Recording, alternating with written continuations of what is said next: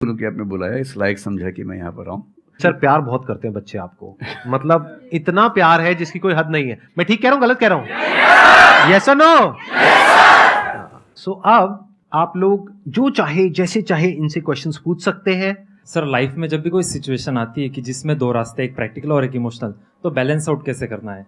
Emotional और practical में हमेशा विरोध नहीं होता है, कभी कभी साथ भी चल सकता है। और सिर्फ इमोशनल कुछ नहीं होता, सिर्फ प्रैक्टिकल कुछ नहीं होता, प्रोपोर्शन का डिफरेंस होता है। जब इमोशंस आपके दिमाग पर बहुत हावी हों तो फैसला करने से बचना चाहिए, स्पेशली बड़ा फैसला। छोटा तो ठीक है कि आपके दोस्त ने कहा कि दोस्त नहीं एक फिल्म देखेगा मेरे साथ, आप इमोशनल हो जाके देख ली फिल्म, क्या हो गया, कोई नुकसान नहीं होगा। पर कोई ये कहे कि तो मुझसे प्यार नहीं करते, शादी नहीं कर सकते मुझसे और हमने शादी कर ली, ये ठीक नहीं है। सिर्फ इमोशंस में आके बहुत बड़ा फैसला मत कीजिएगा, चाहे वो करियर का हो, चाहे पार्टनर का हो, चाहे कोई भी फैसला हो। प्रैक्टिकल इतना नहीं हो जाना है कि आप मशीन, रोबोट या पत्थर बन जाएं। क्योंकि आप कितने भी सक्सेसफुल हो, यदि आप इमोशनली सक्सेसफुल नहीं है, इमोशनली स्टेबल नहीं है, इमोशनली वेलबींग के स्टेट में नहीं है, तो आपकी सक्सेस किसी काम की नहीं है, एकदम मीनिंगलेस है। So the success in totality needs emotional happiness, emotional stability as well. इसलिए इमोशंस को खारिज करके जिएंगे तो शायद कुछ अचीवमेंट्स बड़ी हो जाएं, पर वो किसी काम की नहीं है। केवल इमोशंस पे चलेंगे तो हो सकता है कि अचीवमेंट जिंदगी में ज्यादा हो ना पाए। तो बैलेंस की बात है। और सबसे अच्छा तरीका है, जब बहुत इमोशंस हो, इंटेंसिटी बहुत ज्यादा हो, सिर्फ एक तरीका मैं जो अपनाता हूं, उस क्षण में फैसला नहीं करना है। कुछ भी हो, कोई कितना भी प्रेशराइज करे, सिर्फ इतना बोलिए कि मैं 24 घंटे बाद बताऊंगा आपको, थोड़ा सोचूंगा इस बारे में। और यदि आपने उस मोमेंट से खुद को बाहर निकाल लिया तो फिर आप डिटैच होकर देख पाएंगे, और थोड़ा सा प्रैक्टिकल एलिमेंट भी रहे, इमोशनल एलिमेंट भी रहे, वो फैसले सबसे अच्छे रहेंगे लाइफ के लिए। मैं आपको एग्जांपल से बात समझाता हूँ। ऐसे लोग जो तैयारी कर रहे थे, अफेयर में थे, एक का सिलेक्शन हो गया, अब उसके सामने क्राइसिस ये है, स्पेशली किसी लड़की का हो गया, लड़के का नहीं हुआ। अब हमारी सोसाइटी में ना, लड़की ऊंचे पद पे हो, लड़का ना सफल हुआ हो तो बड़ा मुश्किल है सोसाइटी में। उनको शायद दिक्कत नहीं है, अब वो लड़की प्रैक्टिकल नहीं है कि मैं तुमसे शादी करूं, ये कह के अगर हट जाती है और शादी करती है किसी ऐसे व्यक्ति से जो बहुत सफल है। I know many such people personally, मैं नाम नहीं बोल सकता किसी का। मैंने जनरली पाया है कि वो लोग लाइफ में बहुत फ्रस्ट्रेशन में रहे बाद में, क्योंकि सफलता के नाम पर, प्रैक्टिकल होने के नाम पे ऐसे व्यक्ति को चुना जिसके साथ वो रह नहीं सकते ठीक से। और मैं ऐसे कई लोगों को जानता हूं जो IAS बने, IPS बने, जिनको करोड़ों रुपए के दहेज के ऑफर्स आए, साफ ठुकरा के कहा कि मैं जिंदगी एक ही व्यक्ति के साथ गुजार सकता हूं जो मेरे साथ है, और हैं, बहुत खुश हैं।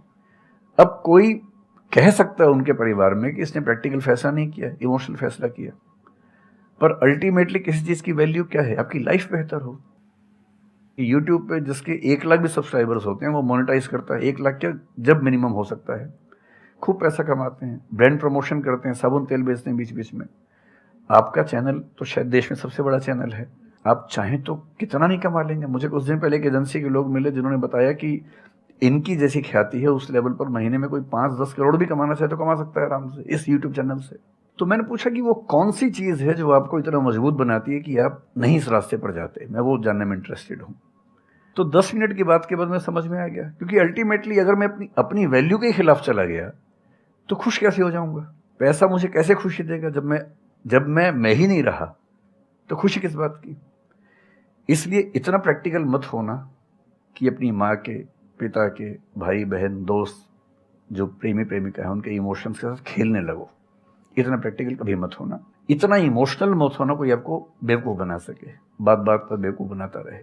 और बैलेंस जिंदगी जो है ना, वो मध्य मार्ग में है, जिंदगी एक्सट्रीम पे नहीं है, मध्य में है। तो प्रैक्टिकल और इमोशन का बैलेंस रखिए, लाइफ बढ़िया होगी।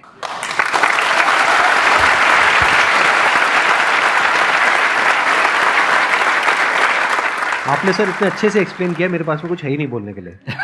यूजुअली मेरे पास में कुछ होता है ऐड करने के लिए, लेकिन आपने पूरा ही उसका ऐसा निचोड़ निकाल दिया। आपने YouTube पे इतना बोला कि सच में नहीं बचा होगा आपके पास। 6-7 साल पहले की बात है, मेरी एक स्टूडेंट थी जो सुसाइडल टेंडेंसी की शिकार थी उस समय। उसके घर में कुछ ऐसी ट्रेजेडी, उसकी मदर की डेथ हुई थी, और एक ऐसी ट्रेजेडी जो बहुत ही रेयर किस्म की ट्रेजेडी है, जो शेयर करना ठीक नहीं है यहाँ। तो वो मेरे पास आई और मुझे लगा कि आज मैं पहली बार किसी ऐसे व्यक्ति से बात करूं जो डिप्रेशन में है और सुसाइड कर सकता है अगले 1-2 दिन के अंदर अंदर। अब मैं परेशान था कि मैं कैसे मैनेज करूं, और मुझे मोटिवेशन की ऐसी जानकारी उस समय तो बिल्कुल नहीं थी, बाद में थोड़ा बहुत पढ़ा। तो मैंने उससे कहा कि अच्छा तुम घर जाओ, मैं कुछ देखता हूँ। फिर मैं घर गया, नेट पे सर्च करना शुरू किया। करते करते मुझे आपका एक वीडियो मिल गया, अनस्टॉपेबल शायद कुछ आपने एक वो बनाया था उस समय। तो मैंने वो थोड़ा सा देखा 10 मिनट का। मुझे लगा कि ये जो है ना, ये इंजेक्शन है किसी मतलब डिप्रेस्ड व्यक्ति को तुरंत मोटिवेट करने के लिए। तो मुझे ध्यान है कि मैंने उसको वीडियो का लिंक भेजा। मैंने कहा देखो, ज़िंदगी अपने रास्ते पे चलेगी, ठीक हो जाएगी। जब जब मूड ऐसा हो, बहुत डिप्रेसिंग हो, सुसाइडल मन करे, उस समय वीडियो देखना ध्यान से, और कम से कम उस बुरे फेज से बाहर निकल जाओगी। और फिर मैंने वो वीडियो अपने फैमिली में भी 2-3 बच्चों को भेजा, जो बच्चे उस क्राइसिस में होते थे। तो मैं बहुत थैंकफुल हूँ उन सब बच्चों की जान बचाने में क्या आपकी बात कर बड़ी भूमिका है। Thank you so much sir, it means a lot to me. ये तो आपने बहुत बड़ी बात कह दी सर, मेरे लिए बहुत बड़ी बात है ये। नहीं, कई बच्चों की जान बचाई होगी आपने ज़रूर। जो वो एक मोमेंट होता है, उस मोमेंट में कोई बचा ले तो लोग बच जाते हैं, वो मोमेंट क्रॉस हो जाए तो फिर चीज़ें बिगड़ जाती हैं। हेलो सर, नमस्ते। नमस्ते सर, बोथ ऑफ यू, मैं हमेशा से आप दोनों की बहुत फ़ैन रही हूँ। मुझे